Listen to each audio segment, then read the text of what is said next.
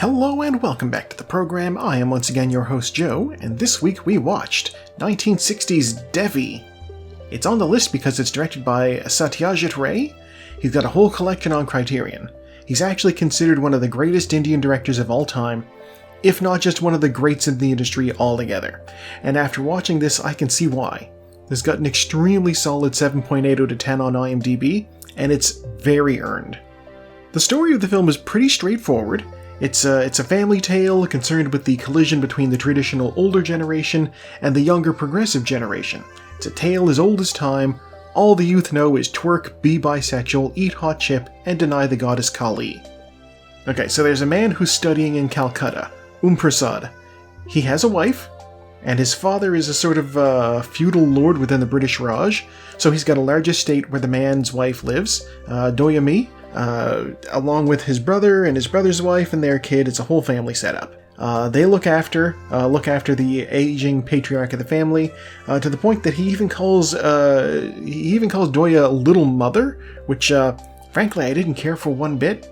There's a conversation early in the film where Prasad is speaking with Doya about the difference between him and his father.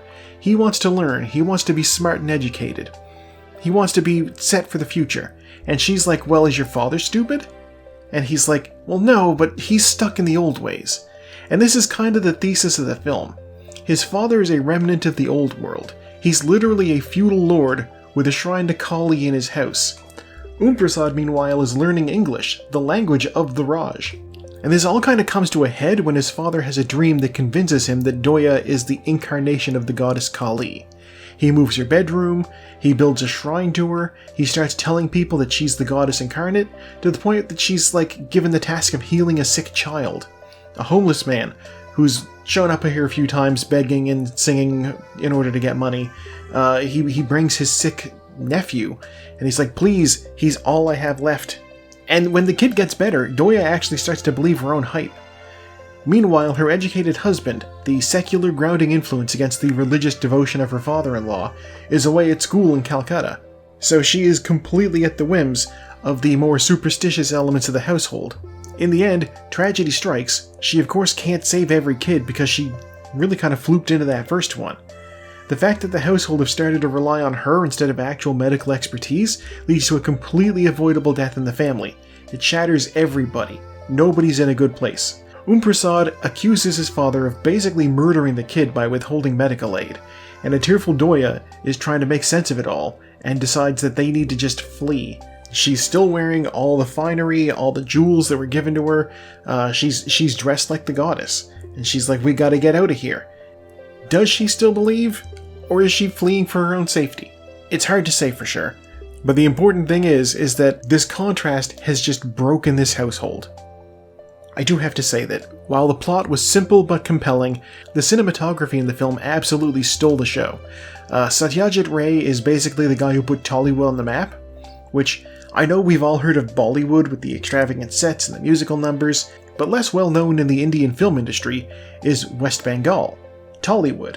It's existed since the silent era, but it really got on the international radar after Ray's win at the Cannes Film Festival in '56 with Patir Panchali. It's the first installation of his critically acclaimed Apu trilogy. Fun fact, the cinematographer on that film was Subrata Mehta, who was also the cinematographer on Devi. He's a longtime collaborator with Ray, and he's kind of considered a bit of a legend himself. And as always, of course, the question is, would I recommend this film? And the answer to that is yes. This was an extremely solid flick. The music was catchy. It wasn't part of a big musical number again, I assure you. The camera work was fantastic. It's an interesting examination of old versus new in an era that was already gone when the film was made. This came out in 1960, but it's set in the 1800s. It's a solid warning about mysticism versus science, and importantly, it's only an hour and a half long. So yeah, give it a watch. And hey, speaking about giving things a watch, what are we going to watch this week? 3, 2, 1, and go! Alright, down into the Horse Plinko. I always love this thing. It's weird, it's funky shaped, it's got diamonds, it's got pegs. What's not to like? Out front is Network, followed by Mr. Vampire, Alexander Nevsky and Bringing Up Baby, bringing up the rear. They're going into the figure 8. What's going to come out in front? It is Mr. Arkadin, Tokyo Story, Alexander Nevsky. Followed by Mr. Vampire and Eyes Without a Face. That's more horror for us. Mr. Arkadin into the cannon and fired. Boog! Mr. Arkadin is down. There's 2 tons of turquoise to Taos tonight. Playtime, Mr. Vampire. Mr. Arkadin down into the funnel first, though, followed by... Okay, Mr. Arkadin into the pegs.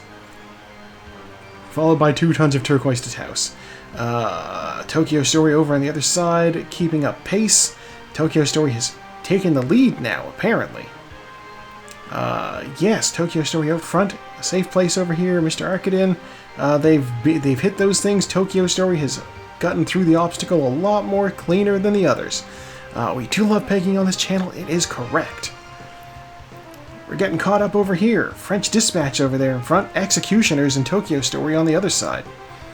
Oh man, what's it going to come down to? It comes down to this obstacle again. Alright, French Dispatch is out front. Tokyo Story, a safe place. Naked Lunch and Mr. Arkadin over on the other side, but in the back quite markedly. The French Dispatch, Tokyo Story and Naked Lunch. Going into the spinning tube. Ribbed for her pleasure. And Naked Lunch out front, going up. Naked Lunch, a safe place. Mr. Arkadin over there, falling to its death. Never mind, Mr. Arkadin is no longer in the running. Naked Lunch way out front now. A lot of things have fallen off. Persona, Les Samurai, Anatomy of a Murder. Naked Lunch has landed in the tray full of holes, which leads down into a funnel. We have combs. Oh my god, the combs do not affect Naked Lunch whatsoever. Network, the Day Trippers, defeated. Executioners, flung through. Executioners has benefited from that greatly. Out front now. Can Naked Lunch possibly make up for the fact that it didn't have the momentum from the fling that Executioners did? Oh, there's a middle track too. Executioners, Invention for Destruction. What's it going to be? It is Executioners, followed by Bound. There's 2 tons of turquoise Taos tonight. Naked Lunch. Fantastic Planet and Invention for Destruction. The Grifters, Tokyo Story, Altered States, French Dispatch, Throwdown. Here comes Sorcerer and Francis Ha. We got Playtime, Written on the Wind. Here comes Godzilla and Targets on the other side. 8.5, bringing up the rear over there. Hidden Fortress coming down the middle. Apparently the inspiration for Star Wars. Ghost Dog Way of the Samurai has caught up to 8.5, which is just going back and forth. Here comes To Die For and Alexander Nevsky, which was out front at first, but apparently fell way back. Portrait of a Lady on Fire is in the back again. Mr. Vampire, probably not going to make it past the flames. Bringing Up Baby is coming around the corner. A Hard Day's Night is going to catch fire, I'm sure. No, maybe these guys will make it. Do they make it? No, they do not. Alright, it's official. Our winner, Executioners. That's gonna be very interesting. Let's bring up our spreadsheet. Okay. Executioners from 1993. It's on the list because I needed something from the 1990s.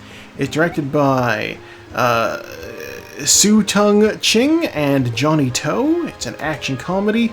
5.8 out of 10 on IMDb. 110 minutes long. Where does 5.8 land in terms of top ranked? It is my 4th lowest ranked movie on the list. Oh. I picked this because it's the sequel to Heroic Trio. We loved the Heroic Trio. It was so campy, it was so fun. How could I not grab the sequel? You know? I'm excited to see what this has to offer.